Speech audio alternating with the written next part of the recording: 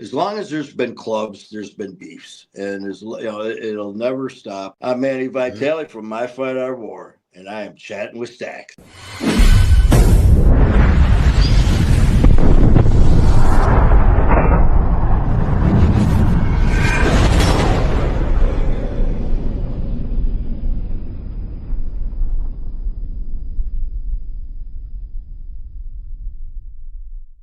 Welcome to this episode of Chattin with Staxx. I'm your host, Bill Staxx, and today got Manny Vitale. If you got 4 or 5, 10 of your guys there, last thing you want is a police presence. Because of certain reasons, obviously. But yeah, I mean, I tell you, Porky was so right when he said that. Some of the best times and some of the worst times. When there's like a beef going on with another club, is there a certain way you got to act? Do you not ride your bike during this time? Do you lay low? Like, I'm only speaking for myself and myself alone. There were times where, you were put on notice. Hey, listen, this is going on with this club. Keep your eyes out here. Keep your head on a swivel, man. If you're going somewhere, you are not going alone. Make sure you got someone with you. Depending how intense the beef was, sometimes it was like, we're going to take a ride, and we all knew what that meant. So you get in that car, you this car, and that meant things, might have to be handled a little more aggressively. And have you ever had any run-ins with any other clubs? Yeah, there were some issues with clubs, but what's crazy is there's always been, as long as there's been clubs, there's been beefs, and it'll never stop. But then again, all of a sudden, fast forward 6 months, a year, or whatever it is, all of a sudden there's a change of command, or there's something happened where now there's almost like a truce. So now this club that you've been beefing with for all this time, now things are cool. Now you're interacting, and so it basically depends on who, what, where, why. What were the circumstances, what happened. Depending on the severity of the issue. There were sometimes, man, people would come up and they're like, "Hey, man, I heard there's an issue with such and such a club. Why? I don't know. You know what? And if you're meant to know, you will know. Other than that, keep your mouth shut and do what you're told. Just be respectful. Do what you're told.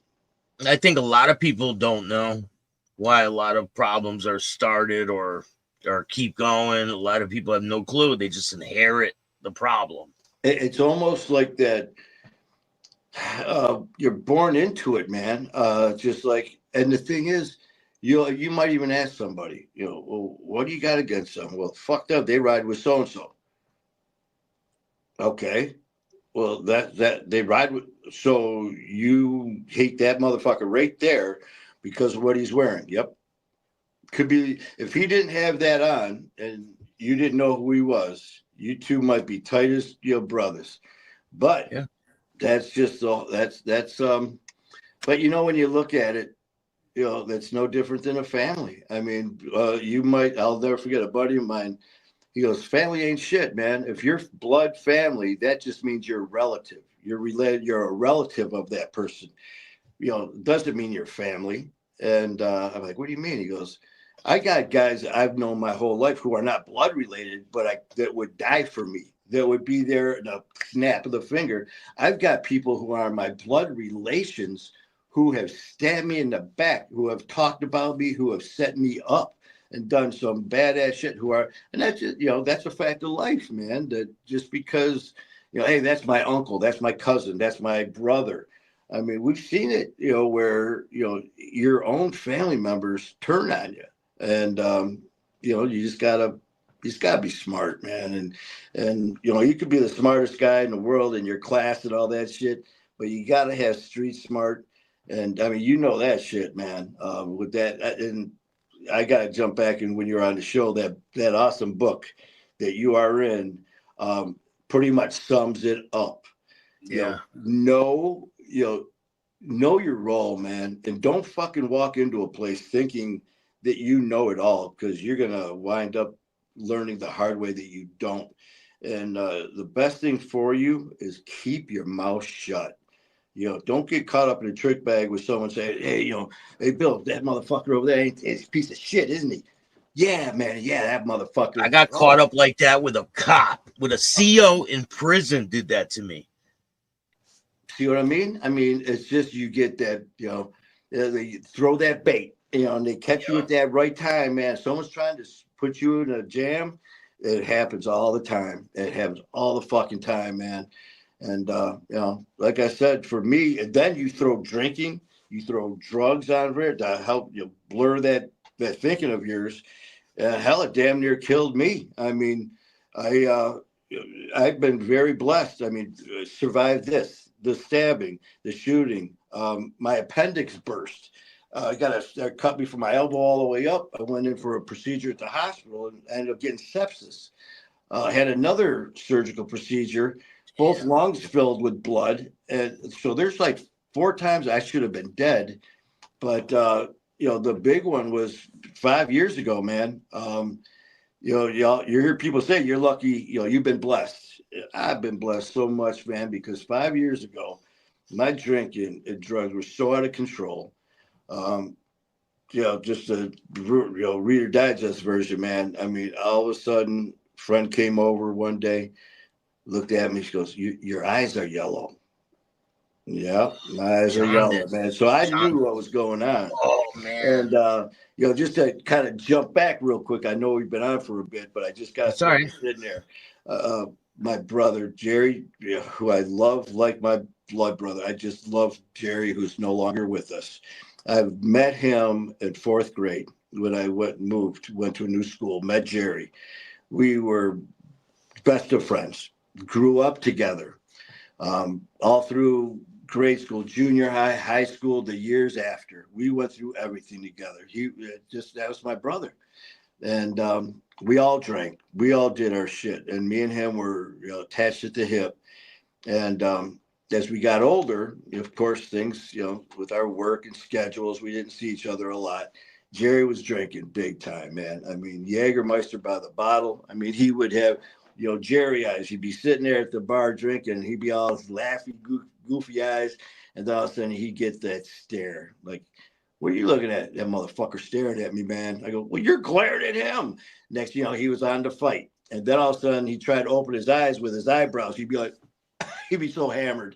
But I remember him reaching out, man. He's like, "Listen, because we bailed him out of jail so many times for drinking and driving, and he was having some problems.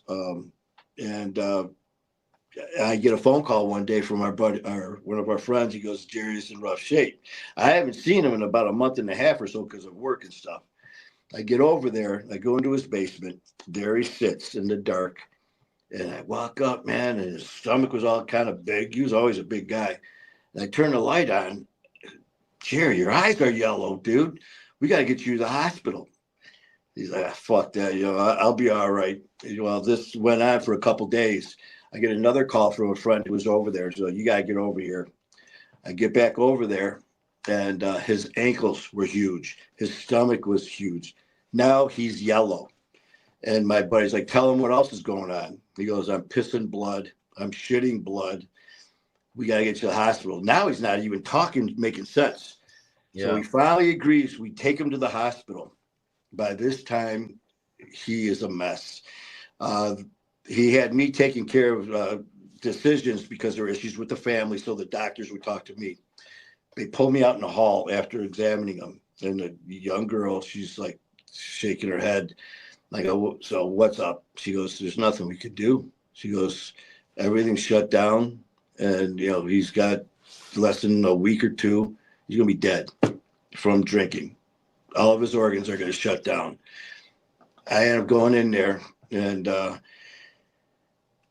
one of the last days they called us, he took a turn for the worst. So we get to the hospital and we're all around the bed. And there's my brother since fourth grade laying there. And I remember you know, I got into the hospital bed, just holding him, and he died right in my arms. And I remember looking at the guys. I'm like, what a way to die. Well, that's important because fast forward to this story when that friend came to me. Manny, your eyes are yellow. Fuck this. You're going to die. Yeah, whatever. The next day I went and I bought another fifth, drank that. Later that night, I passed out. I was staying at my mom's. Somehow I get her attention, yelling, moaning, and as she walks in, now I'm completely yellow in less than a day. And they call an ambulance and get me to the hospital. And it was right down the street, Henry Ford. And this is all coming back to me from secondhand. They're like, listen, there's nothing we can do for him. We got to transfer him to our triage unit in Detroit. They take me to the main hospital. I was there for 30 days, 15 in ICU. I coded twice. So I'm laying there one day and wake up, and this guy, it was him and his associate, a female, were charging my organs and the blood work. And this dude had the personality of a fucking used tampon, man. He's sitting there looking at me. He goes, I got to tell you, statistic wise, 6 out of 10 people don't make it with these numbers. I go, well, I'm glad I'm not one of those 6. He goes, your numbers are worse. He goes, there's nothing we can do at this time. And he's talking to me, and I'm already out of it. I'm on Dilaudid from my pancreatitis. I'm hallucinating from liver failure and stuff. And he's like, and that's all he says. There's nothing we can do for you. So, someone will be able to talk to you. So he leaves. I ended up passing out. I'm laying there. All of a sudden, I wake up a little while later, and his associate, the younger female, standing there. And she's just staring at me, crying. And I've been in there all this time. So you start to build a relationship, and she sits down in the bed. And I'm like, fuck. I go, this is real, isn't it? She goes, yeah. And I go, please, there's got to be something you can do. And she goes, Manny, there's nothing. She goes, this whole time you've been in here, you've been in organ failure. They've been functioning, but barely. In the last 24 hours of monitoring your labs and blood work, your kidneys, pancreas, and liver all shut down. There's no function. And when that happens, when you have multi-organ failure, there's no coming back. They cannot restart. There's nothing we can do for you. And I'm just staring at her. And I go, how long do I have? And she starts crying even more. And she holds my hand and she goes, less than 6 weeks. And I'm like, fuck. I'm looking at her and she goes, do you want me to stay with you? Because now I got to grab my phone. And we're talking just like me and you are right now, Bill. And I call my mom and she answers the phone. She goes, oh, hi. She goes, I'm just going to do a little shopping. Do you need me to bring you anything? I'm like, Ma, I need you to come to the hospital now. Well, I will. If I'm going to go shopping, do you want me to bring you this, that? And I'm trying to keep it together. I'm like, Ma, listen, I really need you. I need to talk to you. You need to get here. And she's like, I will. Just out when I get there. They said less than 6 weeks. That could have been the next day. So she finally, I'm like, you need to get here now.